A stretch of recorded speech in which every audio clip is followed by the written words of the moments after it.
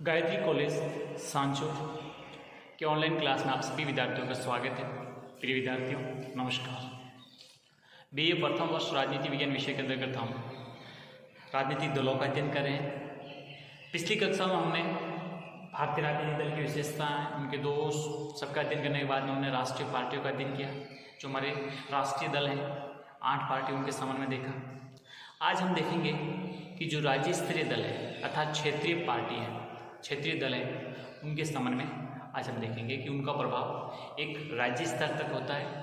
तो सबसे पहले हम समझने का प्रयास करेंगे किसी भी दल को राज्य स्तर या राज्य स्तरीय दल की मान्यता किस प्रकार से मिलती है, उनके क्या लक्षण हैं, वो हम आज की कक्षा में स्पष्ट करेंगे, समझेंगे। तो देखिए किसी भी दल को राज्य दल की मान्यता किस प्रकार से मिलती है, इसके लिए अपन देखते हैं कि चुनाव चिन्ह संरक्षण और आवंटन आदेश 1968 में चुनाव आयोग द्वारा 2 दिसंबर 2002 में जो महत्वपूर्ण परिवर्तन किए थे और फिर उसमें 2005 में भी कुछ परिवर्तन किया गया। इस आधार पर राज्य दल को मान्यता तभी प्राप्त होती है जब निम्न में से या जो भी आपको मैं स्पष्ट कर रहा हूँ इनमें से कोई भी एक शर्त पूरी करता हो तो ही वो राज्य स्तर का दल या राज्य स्तरीय दल के रूप में मान्यता को प्राप्त करता है। तो आइए समझते हैं वो कौन कौन सी 3 शर्तें हैं जिसमें से एक शर्त पूरी होने पर ही वो दल राज्य स्तरीय दल बनता है। तो सबसे पहले है कि राजनीतिक दल, ये राज्य की बात हुई, इसमें ध्यान रखना विधानसभा आएगा कि राजनीतिक दल विधानसभा के गत आम चुनाव में राज्य विशेष में कुल विद्य मतों का कम से कम 6% प्राप्त कर ले। यानी उस राजनीतिक दल विधानसभा के गत चुनावों में उस राज्य विशेष में कुल प्रयुक्त विद्युत मतों से कम 6% मत प्राप्त कर लें। टोटल वोटों का कितना प्रतिशत प्राप्त कर लें? 6%। तथा उसे उस राज्य की विधानसभा में कम से कम 2 स्थान प्राप्त हो। एक तो कम से कम विद्युत मतों का 6 स्थान प्राप्त कर लें, 6% माफ करना 6% प्राप्त कर लें कुल प्रयुक्त विद्युत मतों का। यानी टोटल जो भी वोटिंग हुई है उस टोटल वोटिंग में से कुल वैध मतों का कम से कम 6% प्राप्त कर लें या फिर उसमें से कम 2 स्थान राज्य की विधानसभा में प्राप्त कर लिए हो तो इस आधार पर भी किसी भी दल को राज्य स्तर की मान्यता मिल सकती है। सेकंड कंडीशन ये है कि उस राजनीतिक दल के उम्मीदवार लोकसभा के गत आम चुनाव में कुल प्रयुक्त वैध मतों का कम से कम 6% प्राप्त कर लें तथा साथ उस दल का कम से कम एक सदस्य या राज्य की लोकसभा के लिए निर्वाचित हो। अब देखो दूसरी कंडीशन ये कहती है कि वो राजनीतिक दल या उस राजनीतिक दल के उम्मीदवार लोकसभा के गत आम चुनावों में जो भी चुनाव में प्रयुक्त मत हैं उनमें से वैध मतों में से कम 6% मत हासिल कर ले या उसमें से उस दल का कम से कम एक सदस्य लोकसभा के लिए निर्वाचित हो चुका हो तो भी वो राज्य स्तरीय दल का मतलब अपना मान्यता है उसको प्राप्त कर सकता है। यही बात समझ में उस राजनीतिक दल के उम्मीदवार का लोकसभा के गत आम चुनाव में कम से कम कुल प्रयुक्त विद्युत मतों का 6% प्राप्त करें या फिर कम से कम उस दल को लोकसभा में एक सीट हासिल हो। ये दूसरी कंडीशन है। तीसरी कंडीशन है कि वह राजनीतिक दल विधानसभा के गत आम चुनाव में विधानसभा के कम से कम 3% स्थान या कम से कम 3 स्थान, इन दोनों में से जो भी अधिक हो वह प्राप्त कर ले। या तो 3% टोटल विधानसभा की कुल संख्याओं में आम चुनाव में कम से कम 3% स्थान प्राप्त करें या कम से कम 3 स्थानों मतलब 3 सीटों पर जीत करें, जो भी अधिक हो वो प्राप्त कर ले तो भी उसको राज्य स्तरीय मान्यता मिल सकती है। आई बात समझ में? हमने 3 कंडीशन बताई है कि किसी भी राजनीतिक दल को राज्य स्तरीय मान्यता प्राप्त करनी है तो उसको क्या क्या कंडीशन होगी, क्या शर्तें होगी और किन शर्तों को पूरा करने पर उसको ये मान्यता मिलेगी। तो पहला हमने ये समझा था कि उस राजनीतिक दल को विधानसभा के गत आम चुनाव में राज्य विशेष में कुल प्रयुक्त वैध मतों का कम से कम 6% प्राप्त तथा उसे उस राज्य की विधानसभा में कम से कम 2 स्थान तो प्राप्त होने ही चाहिए। इनमें से अगर कोई भी है तो वो पूरी कर सकता है। दूसरा है कि उस राजनीतिक दल के उम्मीदवार लोकसभा के गत आम चुनाव में कुल प्रयुक्त वैध मतों का कम से कम 6% प्राप्त कर ले। ठीक है। तथा इसके साथ ही उस दल का कम से कम एक सदस्य उस राज्य के लोकसभा के लिए भी निर्वाचित हो। तीसरी है कि वह राजनीतिक दल विधानसभा के गत आम चुनाव में विधानसभा के कम से कम 3% स्थान या कम से कम 3 स्थान दोनों में से अधिक हो वह प्राप्त कर।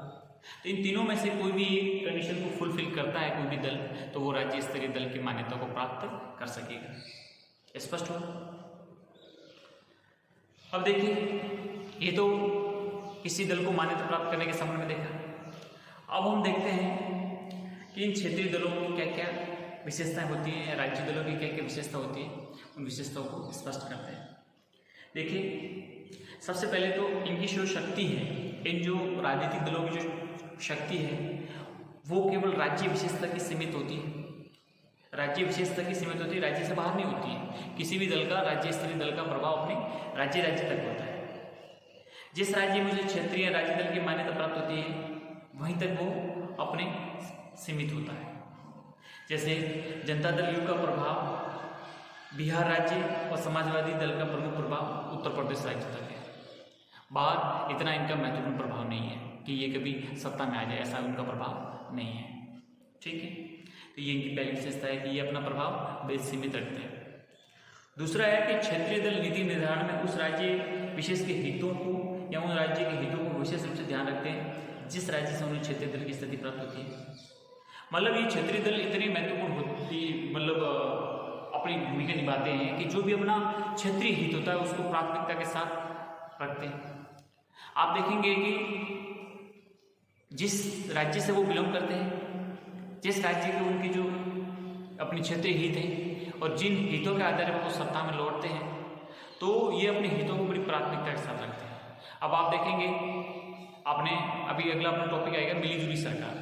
मिलीजुली सरकार में मतलब जब किसी भी पार्टी को बहुमत नहीं मिल पाता है तो समान विचारधारा, समान विचारधारा और सिद्धांत वाले और साझा कार्यक्रम पर एक मत राय रखने वाले ऐसे विभिन्न दल मिलकर सरकार का निर्माण करते हैं। तो यहाँ पर भी अपने ये जो क्षेत्रीय दल होते हैं वो बार्गेनिंग का काम करते हैं, अपने हितों की ज़्यादा से ज़्यादा पूर्ति करना चाहते हैं ताकि अपनी क्षेत्रीय जनता को बता सके हम आपके हितों के लिए लड़ रहे हैं, ताकि उनको दोबारा पुनः चुनने का, पुनः आने का मौका मिल सके। ठीक है, तो इसलिए आप देखिए कि जो क्षेत्रीय दल होते हैं वो हमेशा अपने जो विशेष हित होते हैं, राज्य के जो हित होते हैं, उनको सबसे महत्वपूर्ण और प्राथमिकता के तौर पर रखते हैं।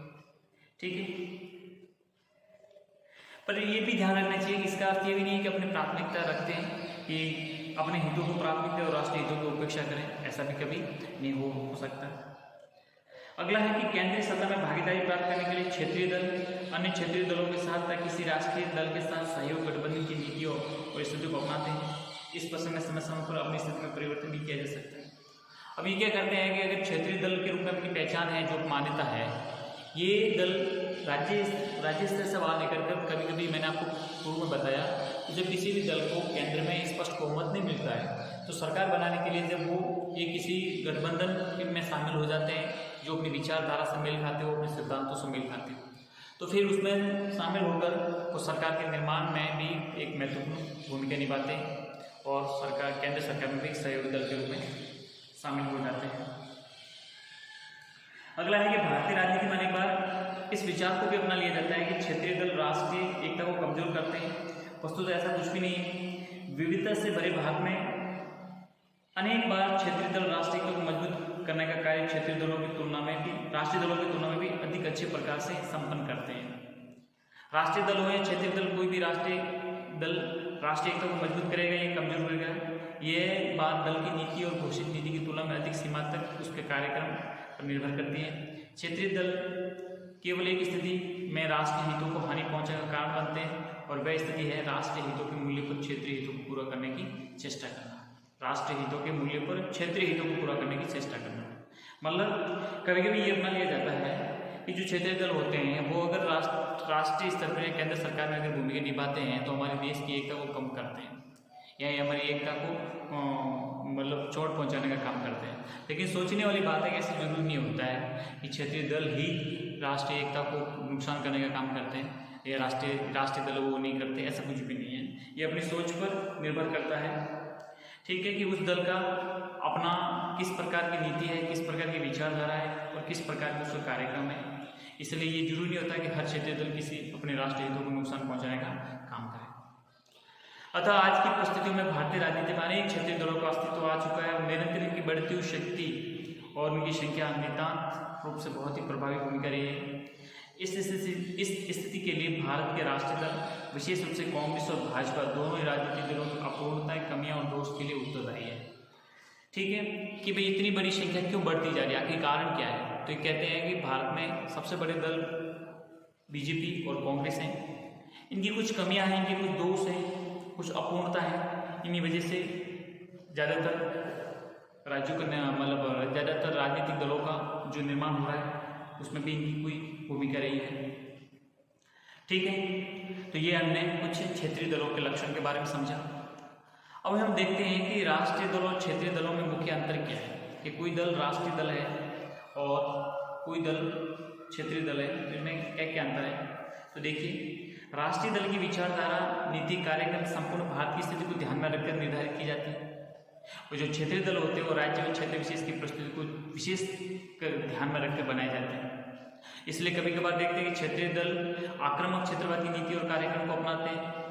जैसे अपन उदाहरण के तौर पर देखें तो राज ठाकरे है, उनके राजनीतिक दल महाराष्ट्र नवनिर्माण सेना, जो आपको पता होगा कि पिछले दशक में उत्तर भारतीय के विरुद्ध जहर उगलते हुए कहा था, या ऐसे कुछ कहा था कि महाराष्ट्र केवल मराठियों के लिए। तो ये क्या, ये क्षेत्रीय हित है, कोई भी राष्ट्रीय पार्टी ऐसा नहीं कर सकती। दूसरा ये है अंतर कि राष्ट्रीय दलों का कार्यक्षेत्र संपूर्ण भारत होता है, क्षेत्रीय दल का कार्यक्षेत्र एक से अधिक राज्य होते हैं, लेकिन क्षेत्रीय दल अपना प्रभाव क्षेत्र का विस्तार कर राष्ट्रीय दल की स्थिति पाने का प्रयत्न हमेशा करते रहते हैं। तीसरा वो अंतर ये समझ सकते हैं कि क्षेत्रीय दल की शक्ति राष्ट्रीय दल की तुलना में कम होती है, लेकिन इस स्थिति में अपवाद भी हो सकते हैं, व्यवहार में होती भी है। भारतीय साम्यवादी दल एक राष्ट्रीय दल है, लेकिन इसकी तुलना में समाजवादी दल डीएमके, एआईडीएमके को 15वीं लोकसभा में अधिक प्रतिनिधित्व मिला। तो ये जरूरी नहीं होता है कि कोई राष्ट्रीय दल हमेशा के लिए बहुत ही शक्तिशाली। कभी आप देखिए सीपीआई का क्या असर हुआ, और जो समाजवादी दल हैं, एसपी है, बीएसपी है, इनका कितना बहुत कुछ प्रभाव बढ़ा। तो समझ सकते हैं ये चीज बातें। ठीक है, अब देख रहे हैं कि पिछले 2-3 दशकों से हमारे देश में क्षेत्रीय दलों की शक्ति में जबरदस्त तरीके से विस्तार हो रहा है। देखिए, नवीन संविधान लागू किए जाने के कुछ वर्षों बाद भारतीय राजनीति में अनेक क्षेत्रीय दलों का अस्तित्व आया। इसमें से अपन देखते हैं कि द्रविड़ मुनेत्र कड़गम, जिसको डीएमके के नाम से जाना जाता है, एक है अन्ना द्रविड़ मुनेत्र कड़गम यानी एडीएमके। अकाली दल है, मुस्लिम लीग है, मुस्लिम मजलिस है, केरल कांग्रेस है, शिवसेना है, तेलुगु देशम है, नेशनल कॉन्फ्रेंस है, आप है। इसी प्रकार से पूर्वोत्तर राज्यों की देखें तो वहाँ पे नागालैंड लोकतांत्रिक दल है, असम गण परिषद है, मणिपुर पीपुल्स पार्टी है, सिक्किम डेमोक्रेटिक फ्रंट है। ऐसे क्षेत्रीय दल वहाँ पर भी प्रभावशाली रहे। अब तक स्थिति यह थी कि क्षेत्रीय दल लोकसभा चुनाव अपनी शक्ति और प्रभाव को सीमित परिचय ही दे पाते थे, लेकिन 11वीं, 12वीं, 13वीं, 14वीं और 15वीं लोकसभा चुनाव या 16वीं लोकसभा चुनाव में क्षेत्रीय दलों की संख्या में जबरदस्त तरीके से भारी वृद्धि हुई है। अपन देखते हैं कि 11वीं लोकसभा में क्षेत्रीय दलों ने 125, 12वीं में 170, 13वीं में 190 और 14वीं में 171, 15वीं में 158 स्थान प्राप्त किए। 1996 से लगभग 2000 तक केंद्र में जो भी सरकार बनी उन सभी सरकारों के गठन और कार्यक्रम में क्षेत्रीय दलों की महत्वपूर्ण भूमिका रही है। इस प्रकार क्षेत्रीय दलों व गुटों की राज्य व्यवस्था में निर्माणकारी स्थिति प्राप्त कर ली है। 16वीं लोकसभा के चुनाव में क्षेत्रीय दलों की स्थिति मिली जुली रही है। इन चुनावों में जब बसपा, डीएमके, समाजवादी पार्टी, राष्ट्रीय Janata Dal you, national conference जैसे दलों की स्थिति कमजोर हो गई, वहीं दूसरी ओर एआईडीएमके, तृणमूल कांग्रेस, बीजू जनता दल, तेलुगु देशम जैसी स्थिति सुदृढ़ हुई। लेकिन इन दलों की सरकार में मोल भाव करने का मौका नहीं मिलेगा, जो एनडीए में भाजपा स्वयं लोकसभा में पूर्ण स्थिति में प्राप्त है। तो इस प्रकार समझ सकते हैं कि काफ़ी लंबे समय से इनकी संख्या में, इनकी ताकत में भी वृद्धि हो रही है। लेकिन इन जो शक्ति में वृद्धि हुई, शक्ति में वृद्धि होने के कारण क्या क्या है उसको समझ सकते हैं कि एक तो कांग्रेस का प्रभाव और कांग्रेस की शक्ति में कमी और अन्य राष्ट्रीय दलों की असफलता, इसके फलस्वरूप इनकी संख्या में वृद्धि हुई। आप देखते हैं कि 1996 तक कांग्रेस लगभग संपूर्ण भारत में भारी प्रभाव शक्ति प्राप्त थी। केवल कुछ ही क्षेत्रीय दलों का उदय हुआ था और वे क्षेत्रीय दल अपने प्रभाव का विस्तार भी नहीं कर पाए थे। लेकिन 1966 के बाद में कांग्रेस की स्थिति में कमी आना प्रारंभ हुआ। भारतीय संघ में कुछ राज्यों में अत्यधिक कमी आई। जो राष्ट्रीय दल कहे जाने वाले थे अन्य दल की रिक्तता नहीं भर पाए और स्वाभाविक रूप से राज्य स्तरीय दलों ने जन्म ले लिया। आज स्थिति यह है कि केंद्र में सत्ता के दौरान दो प्रमुख दल है, कांग्रेस भाजपा, लेकिन उत्तर प्रदेश, बिहार, तमिलनाडु, बंगाल में विशाल राज्यों में, छोटे छोटे राज्यों में वहाँ राज्य स्तरीय दल अलग रहकर सत्ता के सही दावेदार भी नहीं बन पाते। कुछ प्रमुख राज्य स्तरीय नेता उनके व्यक्तित्व का प्रभाव भी रहा है। आप देखेंगे कि व्यक्तित्व आधारित राजनीति सदैव भारतीय राजनीति के महत्वपूर्ण तत्व रहा है। करिश्माई नेतृत्व ने हमेशा प्रभावित किया है।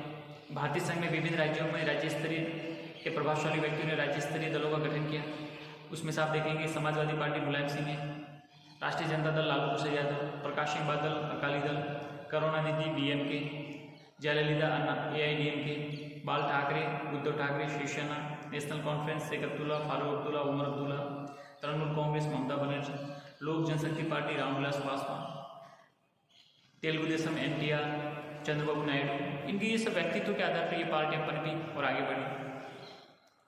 फिर और भी मध्यवर्तीगत कारण देखते हैं कि राष्ट्रीय दलों विशेषकर कांग्रेस का मनमाना व्यवहार और क्षेत्रीय का आकांक्षा।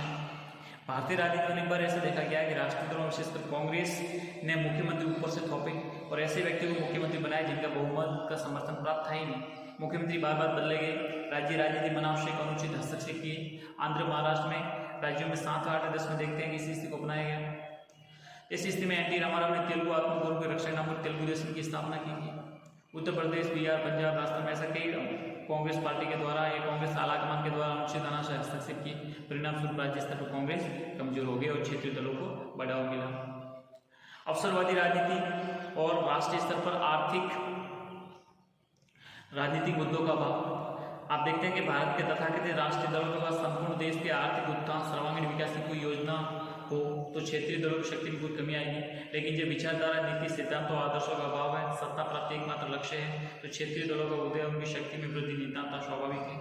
आज स्थिति यह है कि कांग्रेस और भाजपा इन दोनों में से किसी एक को भारतीय संघ के सभी राज्यों या अधिकांश राज्यों में प्रभावी समर्थन प्राप्त नहीं है। इनमें से किसी के पास राष्ट्रीय नेता नहीं है, ऐसा नेता जो पूरे देश की जनता को अपील कर सके, ऐसा बहुत कम दिख रहा है। इसलिए क्षेत्रीय दल अपनी जो अवसरवादी राजनीति और मुद्दों को उठाकर हावी पर होते जा रहे हैं। ठीक है, तो ये हमने देखा कि इस प्रकार से राजनीतिक दलों का उद्भव हो रहा है और ये राजनीतिक दल तीव्र गति से बढ़ते जा रहे हैं। आज अगर देखा जाए कि हिंदुस्तान में जो राज्य स्तरीय दल हैं वो जिनकी संख्या 50 से भी ज़्यादा है, उसमें से कुछ प्रमुख आपको स्पष्ट करता हूँ। जैसे जनता दल यू है, जो वीपी सिंह के नेतृत्व में जनता दल का गठन हुआ था, उसी का फलस्वरूप निकला। समाजवादी पार्टी 1990 में गठन हुआ था, जो चंद्रशेखर देवीलाल और मुलायम सिंह मिलकर, लेकिन चंद्रशेखर मुलायम सिंह मतभेद हो जाने पर मुलायम सिंह ने जनता दल समाजवादी से अलग होकर अक्टूबर 1992 में समाजवादी पार्टी की स्थापना की।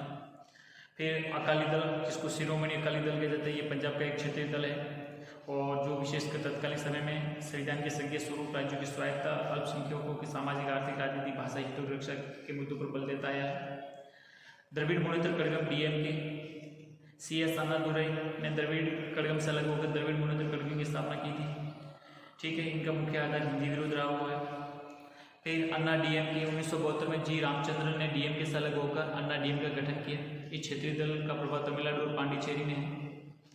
ठीक है, अगला है